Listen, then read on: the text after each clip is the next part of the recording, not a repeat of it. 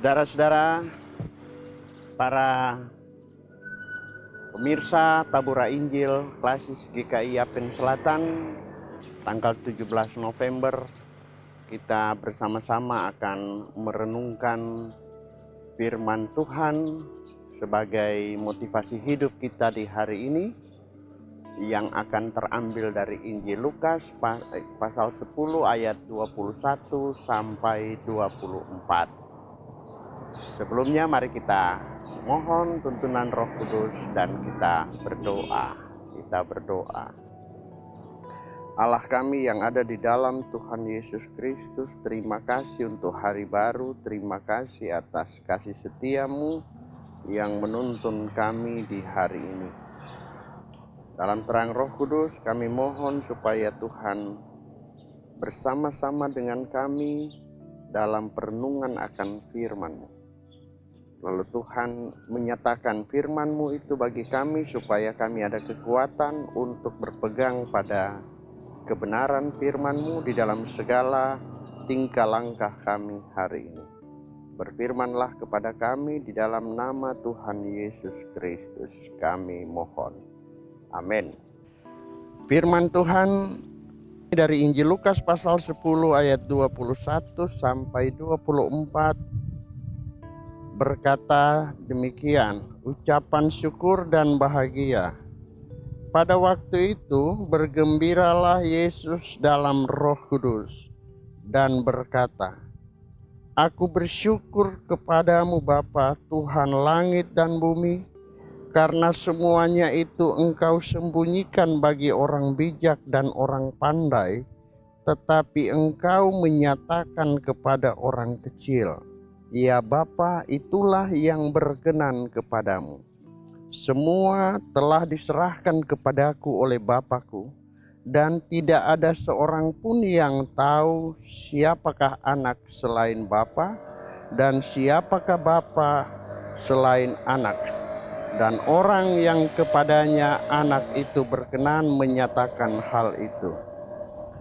Sesudah itu berpalinglah Yesus kepada murid-muridnya tersendiri dan berkata, Berbahagialah mata yang melihat apa yang kamu lihat, karena aku berkata kepadamu, banyak nabi dan raja ingin melihat apa yang kamu lihat, tetapi tidak melihatnya, dan ingin mendengar apa yang kamu dengar, tetapi tidak mendengarnya. Saudara-saudara yang dikasihi oleh Tuhan, berbahagia, bergembira di dalam terang Roh Kudus. Ini menjadi sebuah fenomena, tetapi juga sebenarnya ciri khas hidup dari orang percaya. Orang percaya kepada Yesus.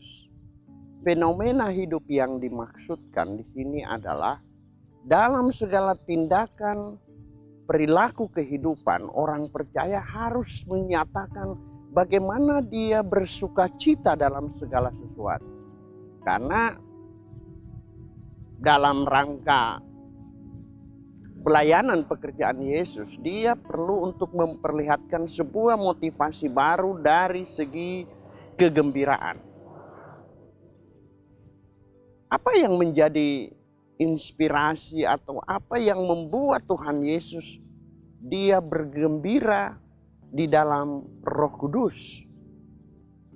Hal ini tidak terlepas dari murid-murid yang pergi menyatakan, menjalankan perintah, berjalan di semua tempat untuk membuktikan bagaimana Yesus itu sudah hidup di dalam pekerjaan pelayanan dengan memberikan banyak mujizat, dengan memberikan banyak tanda-tanda heran, dengan memberikan pengajaran yang bijak, dengan memberikan semua pelayanan yang membuat orang lain harus bertanya, kenapa bisa begitu?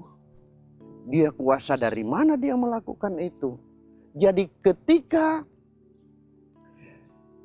Tuhan Yesus melihat bagaimana murid-muridnya berkumpul lagi. Ini yang menjadi sebuah catatan. Bahwa Tuhan memanggil orang bukan karena dia pandai. Tuhan memanggil orang bukan karena dia dinilai bijak. Tapi Tuhan memanggil orang karena kehendaknya dan tidak ada satupun yang boleh mengintervensi panggilan itu. Jadi ketika murid-muridnya sudah kembali dan berkumpul bersama dengan dia, apa latar belakang murid-murid itu? Nelayan. Ada yang gembala, hanya tahu pergi cari ikan, kasih makan domba. Mereka tidak duduk di bangku-bangku kuliah. Tapi kenapa Injil ada sampai hari ini? Tuhan bilang, aku bersyukur kepadamu Tuhan bahwa engkau sembunyikan bagi orang bijak dan orang pandai. Kenapa? Karena ini dalam rangka panggilan Tuhan kepada setiap orang tanpa memandang status sosialmu, kehebatanmu, gelar akademikmu. Karena Tuhan memanggil tanpa memperhitungkan bla bla bla di belakang itu. Jadi kalau Tuhan harus menaikkan syukur dan bahagia karena dia bisa memilih mempercayakan pekerjaan pelayanan itu kepada orang-orang yang dianggap tanda kutip kecil di mata dunia. Apa sih itu nelayan? Apa sih itu gembala? Ya, orang sekarang kan mengukurnya melalui penghasilan. Dan kalau tidak sekolah, itu dianggap belum punya pendidikan yang cukup, wawasan yang luas. Tapi Tuhan memanggil mereka dan itu membuat Tuhan menyatakan rasa syukur dan bergembira. Bagaimana rasa syukur itu? Kalau di dalam perjanjian baru, rasa syukur itu kita kenal dengan istilah Eukaristia. Pengucapan syukur di mana seseorang menyatakan seluruhnya kepada Tuhan atas karya apapun. Dan dia mengakui bahwa semua yang dia terima itu datangnya dari Tuhan. Untuk apa? Orang yang mengakui segala hal datangnya dari Tuhan, dia akan memancarkan kebahagiaan. Saya katakan kembali bahwa bahagia itu bukan sesuatu yang dicari. Bahagia itu sesuatu yang sudah dikaruniakan di dalam hati, tinggal dipancarkan keluar. Kenapa kita sulit bahagia? Karena soal yang kita hadapi menutupi ucapan bahagia kita itu. Sehingga kita kelihatan muka muram, lesu, loyo dan tidak bisa beraktivitas apapun. Dan ini menjadi pelajaran bagi kita hari ini. Kalau kita berani menyatakan syukur kepada Tuhan, berarti kita berani untuk membuktikan bahwa kita bahagia hari ini. Apa itu bahagia? Bahagia juga di dalam perjanjian baru kita mengenal kata makarios. Makarios itu. Jadi kalau ingat waktu Yesus bangkit dan Thomas bilang, saya sebelum saya tusuk dia punya bekas paku pada lambung tangan itu, saya tidak percaya dia. Tapi Tuhan bilang apa? Thomas, kau tusuk sudah. Ternyata Thomas tusuk dan benar. Thomas langsung bilang apa? Ya Tuhanku, ya Allahku. Jadi ketika kita sudah mengetahui bahwa kita mengakui Tuhan dan mengucap syukur kepada Tuhan. Tuhan bilang pada waktu itu, berbahagialah mereka yang tidak melihat namun percaya. Berbahagialah. Makarioi oime idontes kai pisteusantes.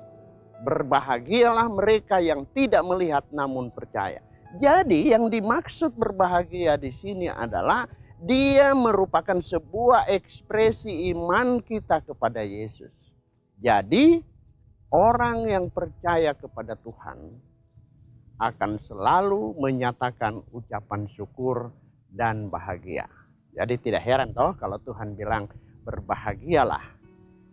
Apa yang kamu mau lihat yang tidak bisa didapat oleh nabi dan raja.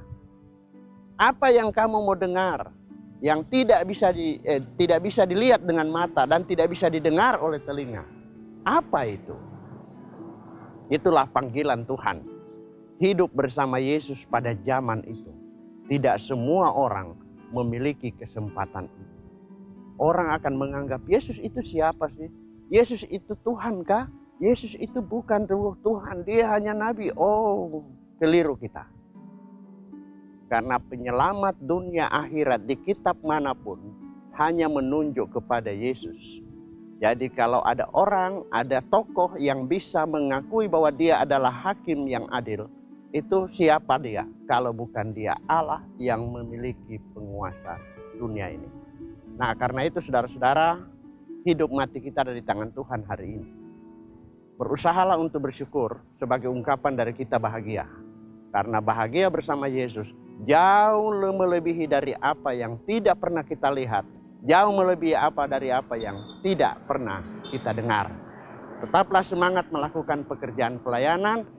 Bahagia, ucapan syukur, naikkan terus kepada Tuhan. Karena itulah yang menjadi semangat kita untuk beraktivitas hari ini. Tuhan memberkati. Amin. Mari kita berdoa.